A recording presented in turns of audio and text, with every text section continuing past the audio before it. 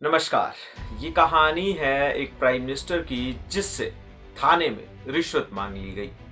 चलिए तो आज की कहानी की शुरुआत करता हूं और आपको सुनाने जा रहा हूं एक ऐसा किस्सा, एक ऐसी रोचक कहानी जिसे सुनकर आपके पैरों के तले जमीन खिसक जाएगी।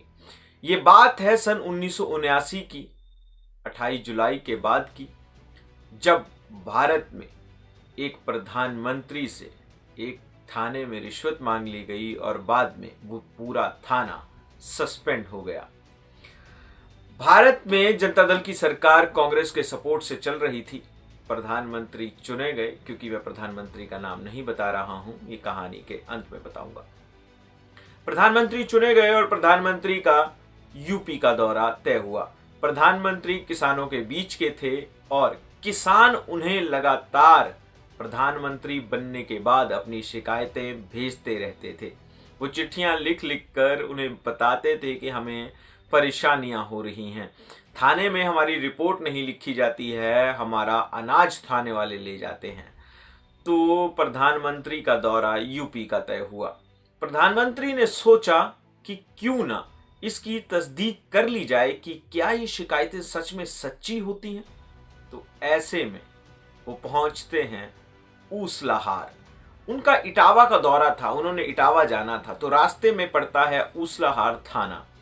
प्रधानमंत्री का काफिला पीछे खड़ा हो जाता है। प्रधानमंत्री अपने कपड़े मैले कुचैले कर लेते हैं, फटी हुई धोती के साथ वो पहुंच जाते हैं थाने में। और थानेदार महोदय उस समय उपस्थित नहीं थे। तो थानेदार से जो छोटा होता है, मुंशी जिसे हम कहते हैं, वो थाने में थे। उन्होंने मुंशी महोदय को कहा कि मेरी रिपोर्ट लिखिए, तो किसी ने उनकी सुनवाई नहीं की। वो लगातार हाथ जोड़ते रहे, मिन्नतें करते रहे कि मेरी रिपोर्ट लिख लीजिए, मेरी जेब कट गई है, मैं लुट गया हूं। तभी उनसे पूछा जाता है कि आखिरकार कितने रुपए लूट लिए गए आपके। तो वो बताते हैं कि मेरा 1500 रुपए लूट लिया है। तो थानेदार महोदय जो वहां पे मौजूद थे वो पूछते हैं कि इतने पैसे आपके पास आए कहां से। तो वो बताते हैं कि पूरी कहानी गढ़ते हैं वो कि मैंने अपने गांव में जमीन बेची, मैंने बैल लेने थे, उसके लिए मैंने पैसे जोड़े थे, मैंने सुना है कि इटावा की तरफ अच्छे बैल मिलते हैं, तो मैं बैल लेने के लिए जा रहा था, लेकिन रास्ते में किसी ने मेरी जेब काट ली और मेरे सारे पैसे लूट लिए। लेकिन पुलिस थी कि उनके कान पर जूं नहीं रेंगती, वो सुनवाई नहीं करती। वो बुजुर्ग व्यक्ति हताश होकर थाने की दीवार के साथ सट कर बैठ जाता है। उसे बहुत देर वहां बैठे देख एक कांस्टेबल को उसके ऊपर दया आ जाती है और वो उनके पास पहुंच जाते हैं। वो कहते हैं, बाबा आपकी मैं समस्या का समाधान कर सकता हूं, लेकिन आपको उसके लिए थोड़ा कष्ट उठाना पड़ेगा। वो बार्गेन करते हैं, लेकिन वो मांग कर देते हैं रिश्वत की, कुछ पैसे आपको देने पड़ेंगे, ये कह देते हैं कांस्टेबल महोदय।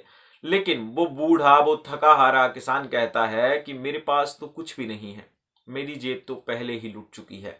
लेकिन कांस्टेबल कहता है कि अगर रिपोर्ट लिखवानी है तो आपको कुछ ना कुछ तो करना पड़ेगा।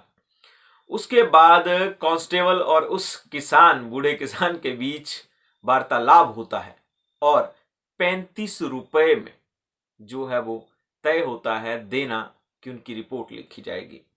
फिर उसके बाद किसान को बुलाया जाता है। वो बूढ़ा किसान वहां पहुंचता है। दरोगा जो थे वहां पे, मुंशी महोदय, वो लिखना शुरू करते हैं। वो अपनी रिपोर्ट लिखवाते हैं कि मैं आ रहा था, मैं इटावा जा रहा था, मैंने जेब में मेरे में 1500 रुपए थे, किसी ने जेब काट ली।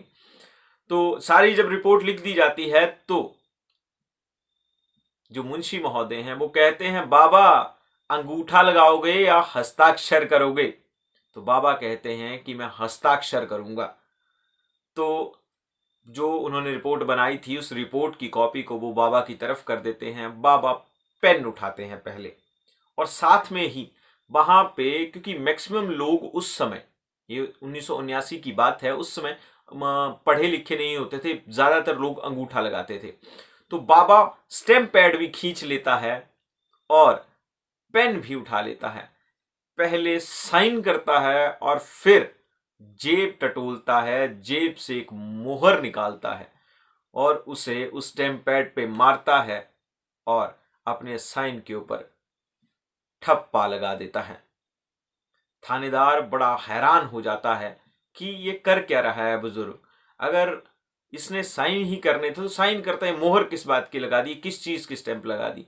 जब उस स्टैंप को देखा जाता है तो उस पे लिखा होता है प्रधानमंत्री भारत सरकार, और वो सिग्नेचर पे नाम था चौधरी चरण सिंह।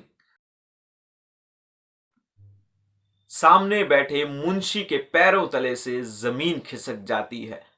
आसपास जितने भी अफसर थे उन्हें इतला भेजी जाती है। जो जहां भी था वहां से भागकर उस लहार थाने में पहुंचता है, लेकिन तब तक बहुत देर हो चुकी थी। थाने में बैठे थे देश के प्रधानमंत्री चौधरी चरण सिंह। वो उठते हैं, उनका काफिला तब तक आ जाता है। वो अपने काफिले में बैठते हैं और जाते जाते आदेश कर जाते हैं कि इस पूरे थाने को सस्पेंड कर दिया जाए, और वो अपनी राह निकल जाते हैं अपने दौरे के लिए।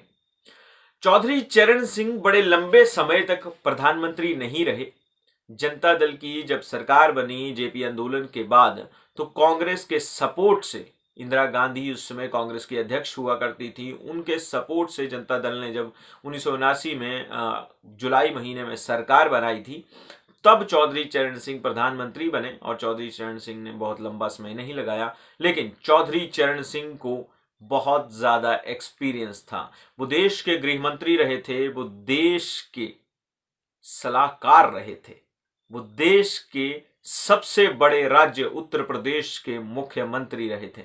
तो ये तो कहानी थी चौधरी चरण सिंह की, और कैसे एक थाना सस्पेंड हो गया।